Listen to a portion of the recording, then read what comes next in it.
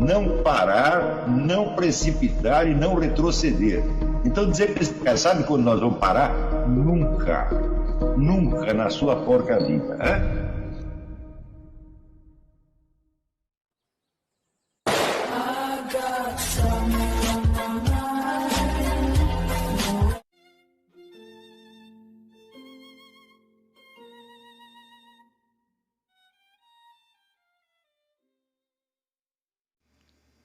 E aí pessoal, tranquilo? Então vem aqui antes do vídeo começar, pedir para vocês se inscreverem, quem não for inscrito, compartilhar, curtir, comentar. Quem puder seja membro do canal, que isso ajuda bastante. Tem também o link do Apoia-se. Quem puder ajudar nosso canal e apoiar financeiramente vai ser muito bem-vindo. Mas o mais importante é transmitir o conteúdo e os conhecimentos do professor Olavo de Carvalho para mais e mais brasileiros. Então compartilhe e ajude aí nossa causa. Muito obrigado a todos os membros, apoiadores do canal. Fico muito feliz. Tenho certeza que a gente está no caminho certo. Então fiquem com o vídeo e até mais. Valeu!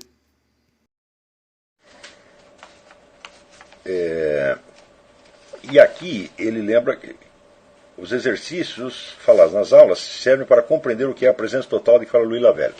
Muito bem, eu dei esses exercícios não para o aprimoramento do seu controle cerebral e emocional, mas apenas como amostras do tipo da diferença entre o que é percepção e o que é construção mental.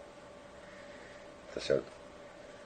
É claro que no exercício dado, que é o de você perceber os sons, você está percebendo apenas estimulações sensíveis que vêm de fora.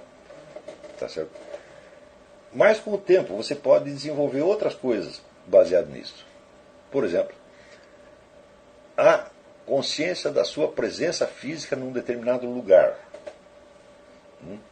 Então, por exemplo, agora eu neste momento estou sentado nesta cadeira.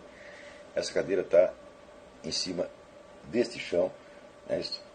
Esse chão, por sua vez, se prolonga para dois lados. Ele se prolonga em profundidade. Quer dizer, ele tem uma densidade, é por isso que eu tenho a confiança em que a cadeira não vai afundar. Não é isso? E ele se prolonga para todos os lados, tá certo? Ilimitadamente. Então, essa experiência da sua presença no espaço, note bem, já não é uma experiência sensível. Ela abarca algumas experiências sensíveis, mas ela vai além disso. E, no entanto, é uma experiência imediata. A consciência do espaço dentro do qual você está. Consciência da sua presença no espaço. Note que não é uma dedução, não é um pensamento, não é uma construção. É uma percepção. Você pode contrastar isto com um outro experimento que é de construção mental. Vamos aqui inventar uma historinha. Um dia o sujeito acordou, levantou da cama e a hora que ele foi sair do quarto para ir ao banheiro, ele abriu a porta e viu que em torno não existia mais nada. Tudo tinha desaparecido. Não havia mais a casa, não havia mais a rua, não havia mais o banheiro, não havia mais nada. Havia apenas o quarto dele. A experiência é aterrorizante, é horrível, tá certo? Só que a coisa prossegue. Havia espaço em torno. Se havia espaço, então não havia um nada. Espaço é a possibilidade, tá certo, de comportar coisas dentro. O espaço não é nada mais do que isso. Tá certo? Então, nós não podemos, o espaço não pode ser compreendido como uma coisa. Por exemplo, a atmosfera é uma coisa, o ar é uma coisa. Tá certo? Então, digamos, neste nada que havia fora do quarto do sujeito, havia ar.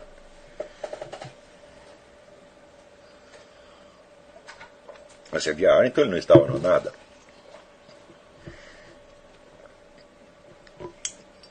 Então, faça a experiência de suprimir o universo.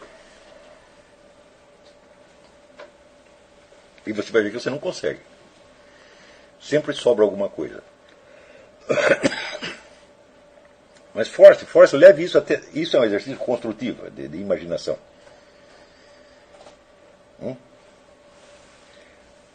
Porque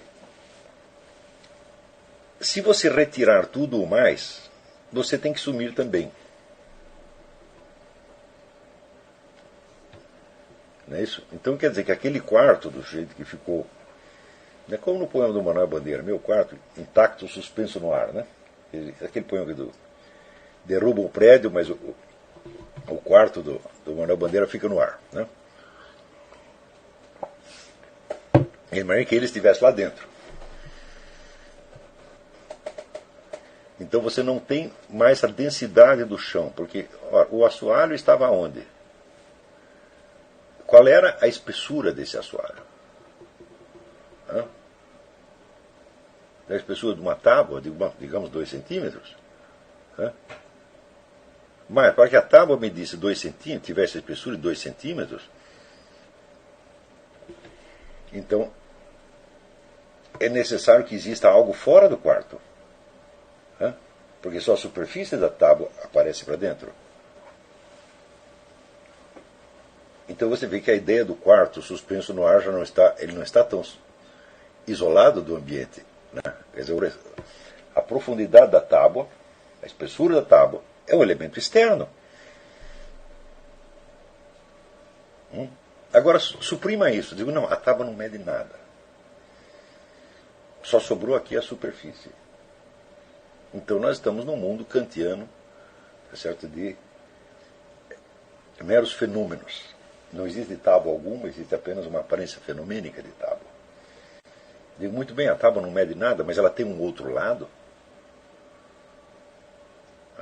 Mesmo que seja de espessura infinitesimal. Se ela tem um outro lado, esse outro lado está fora. Então você não conseguiu isolar totalmente o seu quarto do mundo exterior. Então, vamos dizer, essas duas experiências que você pode refazer 1000 vezes. Eu sempre refaço, eu sempre penso nisso. Então,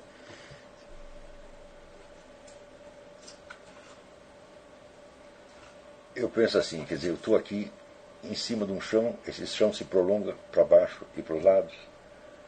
Quando ele termina tem outra coisa, e depois da coisa tem outra coisa, e depois dessa tem outra coisa, e depois tem outra coisa. Sempre tem outra coisa para dentro. Então, essa é a experiência da densidade do mundo e da densidade da minha própria presença nesse mundo. Faça uma outra experiência. Imagine que você morreu e você entrou no nada. Eu digo, como você pode entrar no nada, meu filho? Se no nada nunca houve nada.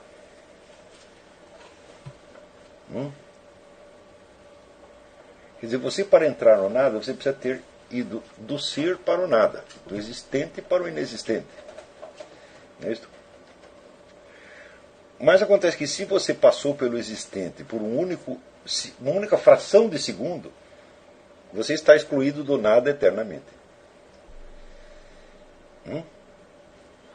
Eu frequentemente faço esse exercício. Olha assim, o vento balançando uma folhinha. E digo, olha, isto aí aconteceu. Quer dizer, o ar realmente balançou a folhinha. Quando é que isto poderá ser um nada? Eu nunca mais. Então você veja, os filósofos gregos eles tinham frequentemente a experiência da impermanência das coisas. Tudo flui e tudo se extingue. As coisas passam pela existência e somem. Eu digo, eu tenho frequentemente a experiência contrária.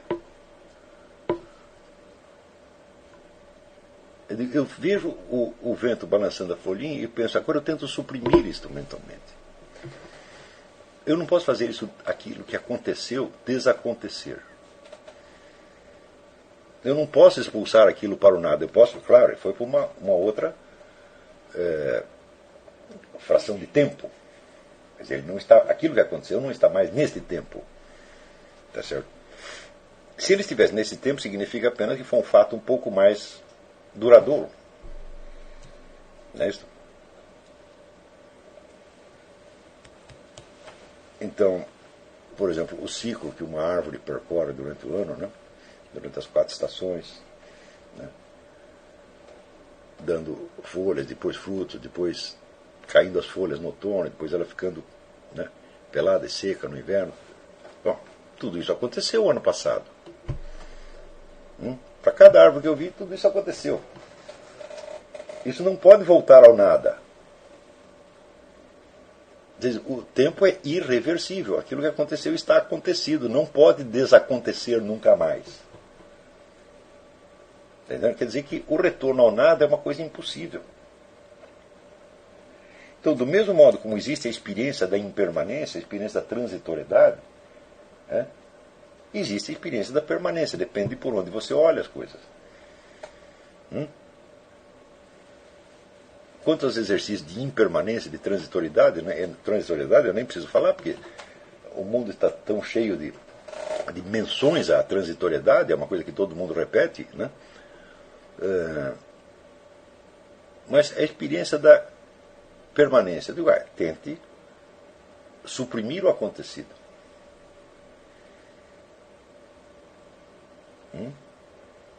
E se você entende que tudo o que aconteceu está acontecido e não pode mais voltar para o nada, você começa a ter o que diz?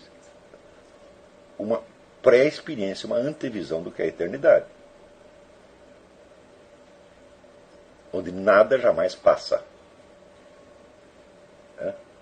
Você não tem como você encaixar a eternidade dentro do tempo. Mas você, a partir da hora que você fez a experiência, você para de entender o tempo como única dimensão possível. Você entende que ele é apenas uma linha dentro da eternidade. Você pode ter acesso a isso não como teoria, mas como experiência. E ter essa experiência é muito mais importante do que você ler tudo que os filósofos escreveram a respeito. Então você pega qualquer acontecimento, a formiguinha que se mexeu, né? E tenta suprimir aquilo. Tenta fazer desacontecer. E quanto mais você tenta fazer acontecer, mais você lembra que a formiguinha se mexeu. Ou seja, você não tem o poder de devolver nada ao nada. E Deus teria, Deus também não teria.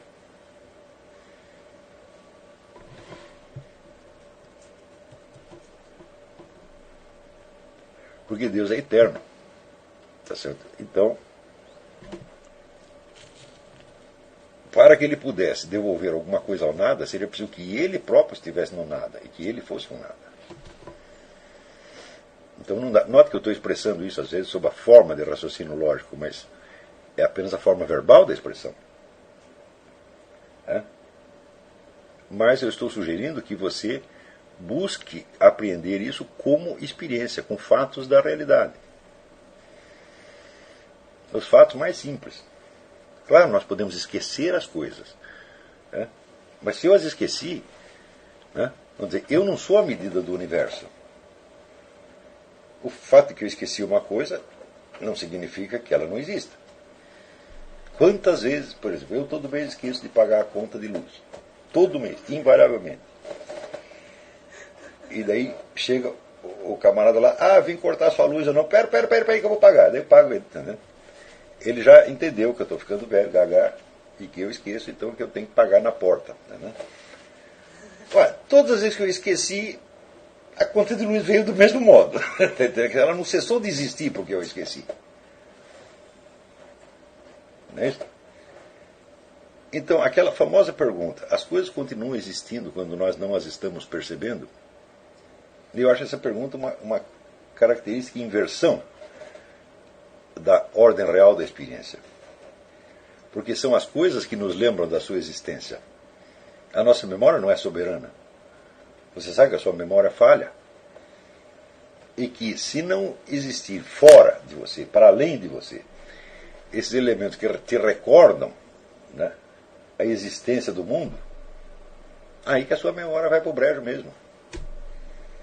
Imagine, por exemplo, se todas as estimulações sensíveis que lhe chegam do mundo exterior desaparecessem. Experimento de privação sensorial total. Né? O experimento de privação sensorial total, quando realizado efetivamente, introduz na pessoa uma tal desordem que o sujeito não aguenta 5 minutos de privação sensorial. Ou seja, se você não tem os estímulos do mundo exterior, a sua própria memória vai para o brejo.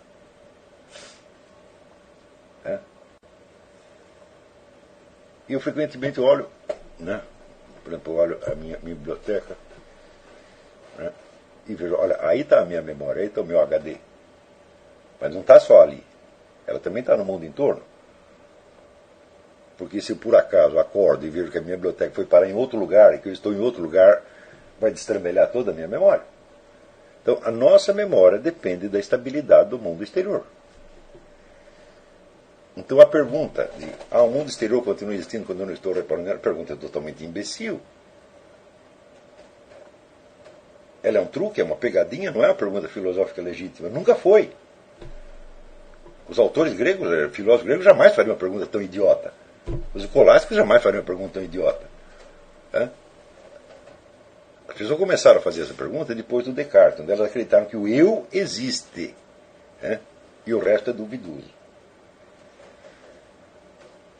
Digo, meu filho, se o resto fosse duvidoso, eu não poderia ter eu algum. Se não existe a estabilidade do mundo exterior, para me fazer lembrar que eu sou eu, não tem eu nenhum. Então vocês viram no estudo que ele está fazendo mentalidade revolucionária, teve essa série de inversões que foram aparecendo na modernidade, inversões em relação à atitude normal e normativa do ser humano, onde a inteligência construtiva começa a criar esses joguinhos, tá certo? Essas pegadinhas, e chama isso de filosofia, e mantém as pessoas ocupadas com essa masturbação mental durante séculos. E, no fim, toda esta atividade filosófica se torna de um artificialismo absolutamente sufocante e que não serve para absolutamente nada. Então, é o que a Bíblia chama as obras estéreis das trevas. Tá certo? Então, esse exercício que eu estou lhes formulando, estou lhes sugerindo, tá certo? Esse é um exercício para você se recordar da densidade do real e da densidade da sua presença no real. Então, é precisamente disso que o Louis Lavelle está falando. Esse é o tema do Louis Lavelle. E, de certo modo, você vê como a consciência humana se torna mais aguda, mais translúcida para si mesma, mais luminosa. Quanto mais ela aceita esta presença total do real e a presença dela no real, tá certo? Então você pode imaginar o quanto o procedimento contrário, que é isolar a consciência do real, pode estupidificar uma pessoa. E agora você imagina um número de filósofos que há pelo menos 4 séculos estão se dedicando precisamente a construir esse tipo de exercícios, que através de pegadinhas verbais cria a ilusão de irrealidade. Então, o nosso método aqui é exatamente o contrário, quer dizer, é assumir a densidade do real cada vez mais, e a densidade da sua presença no real, tá certo? E, nesse sentido, o texto do Louis Lavelle é um chamado à responsabilidade cognitiva. Isso quer dizer, uma vez eu estava falando de desonestidade intelectual e alguém falou, mas você fica falando essas coisas, mas afinal de contas, o que é honestidade intelectual? Eu falei, mas essa é a coisa mais simples do mundo. É você não fingir que sabe o que não sabe e não fingir que não sabe aquilo que você sabe perfeitamente bem. Então, tudo isso que eu estou dizendo, todo esse exercício que eu estou sugerindo, é só para você assumir a responsabilidade daquilo que você sabe. E isso, evidentemente, por assim dizer, o análogo metafísico daquilo que a confissão é na ordem da moral. Entendeu? Então, no fim, esse também é confissão. Eu digo, mas o que serve a confissão moral se você não confessa a realidade da realidade? Note bem, isso aqui é uma coisa gravíssima que eu estou lembrando, porque até uma certa fase na história, né, essa responsabilidade de assumir o real era compartilhada por todas as pessoas, tanto as pessoas simples quanto os maiores sábios. Vamos dizer, a realidade na qual vivia Santo Tomás de Aquino era a mesma realidade na qual vivia o seu Zé Mané da esquina, tá entendendo? A partir de um certo momento na história, por volta do século XVI, XVII, os intelectuais se passam a viver num outro mundo, não é isso? Que é o mundo do eu, das formas a priori, tá certo?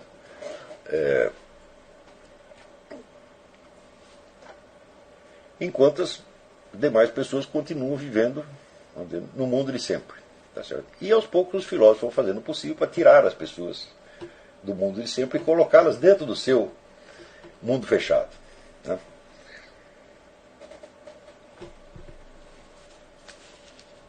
Ora, o indivíduo que não está plenamente consciente, vamos dizer, da densidade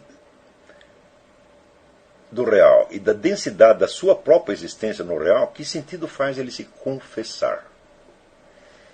Se todos os seus atos estão impregnados de irrealidade.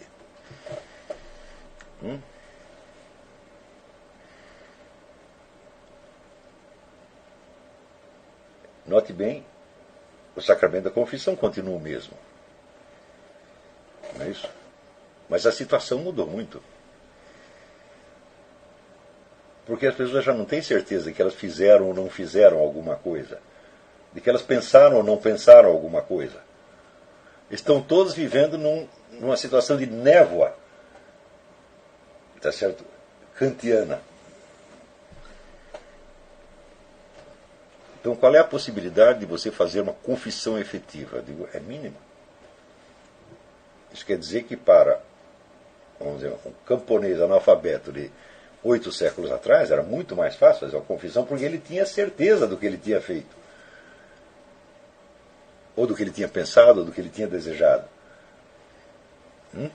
E nós, vamos dizer, com todas as técnicas psicológicas que nós desenvolvemos, né, quando você vê assim, a multidão de psicanálises diferentes que existem, né, elas existem por quê? Porque aparentemente o autoconhecimento se transformou numa coisa muito complicada. Né? E de todas essas técnicas, quando confrontadas, você vê que nenhuma delas pode te dar nenhum autoconhecimento. Porque cada uma delas só te dá o conhecimento de um aspecto hipotético da sua alma hipotética. Por exemplo, eu saber o que se passa no meu id e superego. Eu nem sei se essas coisas existem.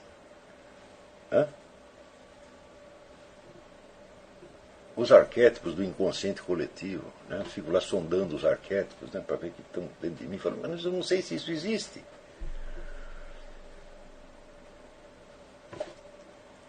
Então você vê que a própria profusão, né, de técnicas de investigação psicológica, supostamente destinadas a amparar o autoconhecimento humano, na verdade cria uma confusão dos diabos. Porque tudo isso pode ser muito útil, todas essas técnicas podem ser muito úteis, se você tiver esta permanente admissão da densidade do real. No sentido do Lila-Velho. Porque daí você tem onde encaixar essas várias coisas.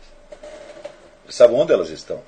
E você tem, note bem, quando o Lila-Velho diz, a experiência da presença do ser é o que dá o significado e a importância das demais experiências, isso significa que, desprovido da consciência da presença do ser, nada tem significado e nem importância.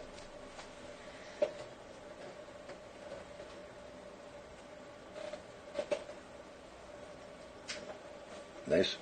Inclusive o seu famoso eu. Quando Descartes fez do eu o centro de construção do conhecimento, ele não podia prever que, em muito breve tempo, esse eu ia se desfarelar, desfazer.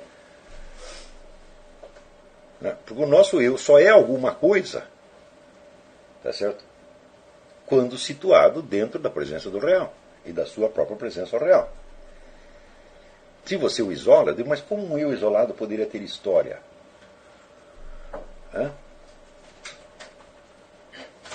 Você vê que o eu de que fala Descartes é um eu atomístico. Ele diz, eu penso, logo existo, e esta frase é verdadeira no instante que eu a penso. De quanto tempo dura esse instante? Se transcorreu algum tempo, tá certo? Então você entendeu que além do seu eu existe alguma outra coisa que se chama tempo. E se não transcorreu tempo nenhum, isto simplesmente não aconteceu. Mais ainda, penso, logo existe. Esta frase é verdadeira no instante que eu a penso. Eu digo, sim, mas também no lugar onde eu a penso. Né? Porque aonde você pensou isso? Em lugar nenhum, então você não pensou.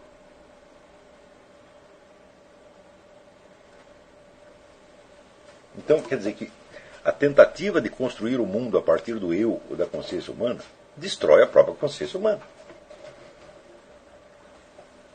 E por que os filósofos caíram nisso? Caíram nisso por amadorismo, por inépcia, por incapacidade, tá certo? Ou falta de vontade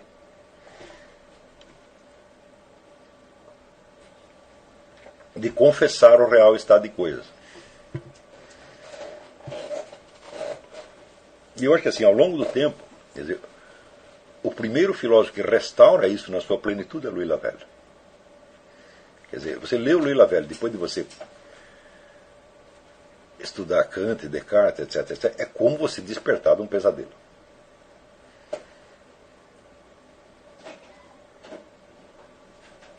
Agora, as pessoas que vivem dentro desse pesadelo e que, não obstante, querem levar uma vida moral, etc., eu digo, mas elas terminam todas loucas.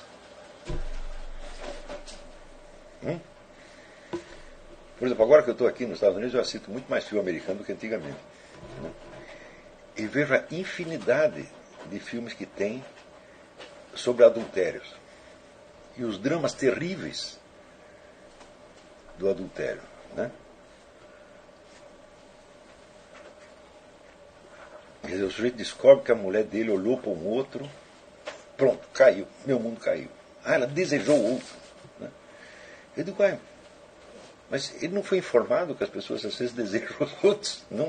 Ele não sabia disso. Ele esperava realmente que a mulher dele só pensasse nele, só tivesse olhos para ele, nunca tivesse atração por ele. Ele esperava isto, mas que idiota! Por isso mesmo que o Cristo, na hora que ele proíbe o adultério, ele diz que é para perdoar as pessoas, porque ele já sabe que elas vão fazer isso, porra.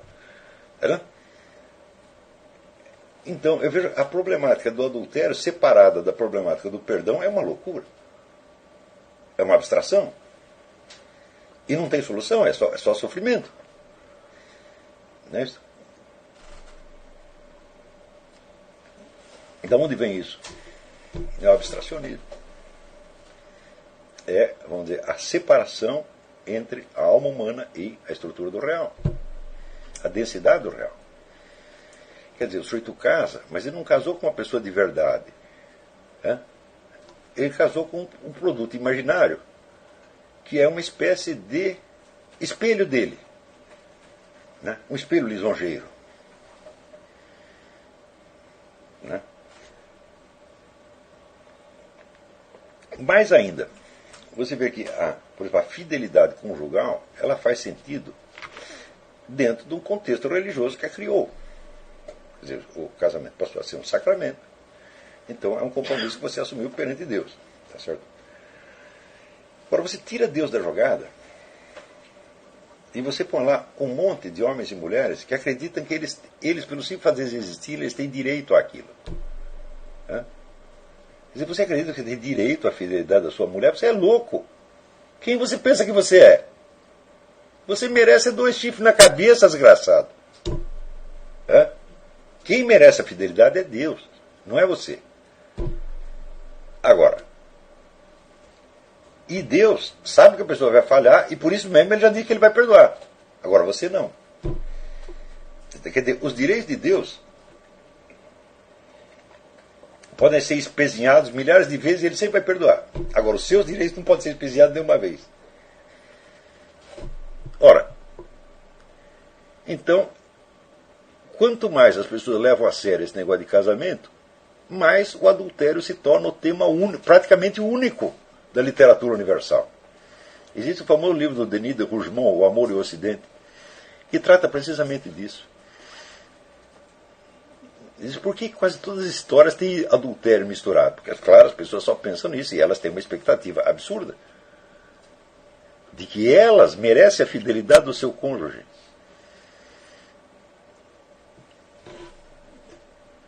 Cada um acha isso. E, evidentemente, estão todos enganados. O que é isso aí? Subjetivismo. Então, se você recua na história, você vê que em outras épocas a tolerância e o perdão para essas coisas eram muito maiores. Mas à medida que você entra no mundo moderno, sobretudo depois da Reforma Protestante,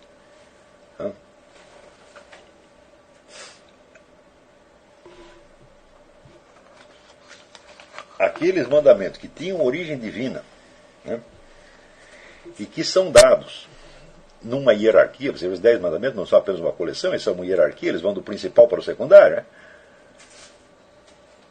são subitamente retirados deste contexto divino e colocados dentro de um contexto, por assim dizer, atomístico humano. Então vamos supor aqui, tem aqui um fulano comunista que casou com uma mulher feminista. Mas ele acredita que ele tem direito à fidelidade conjugal dela e ela também acredita. Eu digo, por quê? Baseado no que você tem esse direito? Você não tem direito nenhum. Apagou lá de novo.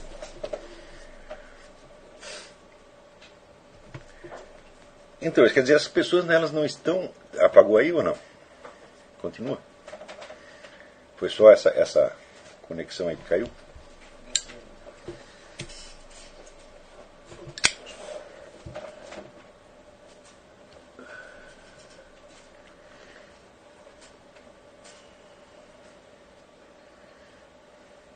Então, essas pessoas estão vivendo num mundo de irrealidades.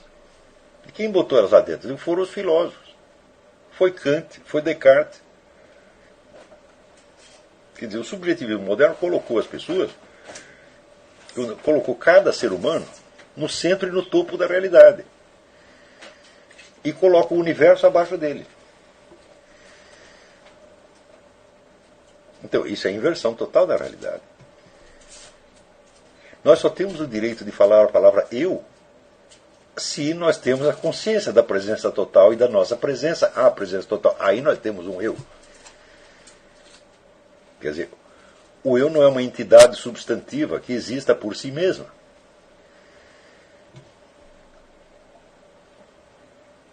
O eu é uma espécie de uma relação que nós temos com a realidade, na medida em que nós assumimos esta realidade, tá certo? E agindo e reagindo dentro dela, tá certo? Nós nos tornamos cada vez mais sensíveis à presença. Aí sim nós temos um eu. Quer dizer, o verdadeiro eu é o efeito, é o produto de uma espécie de modéstia epistemológica do ser humano.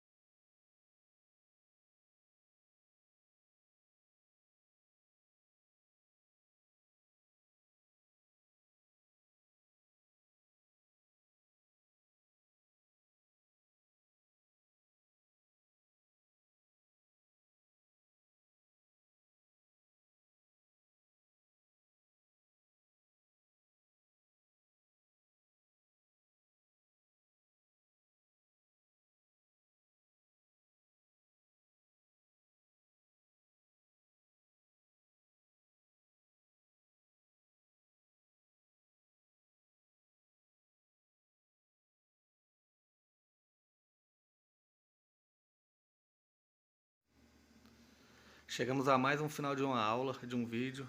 Espero que tenham gostado. Quem não se inscreveu ainda, se inscreva, compartilhe, comente. Ajude o nosso canal, apoie, seja membro. E ajude o nosso canal a chegar a cada dia a mais brasileiros que precisam muito do conhecimento do professor Olavo de Carvalho.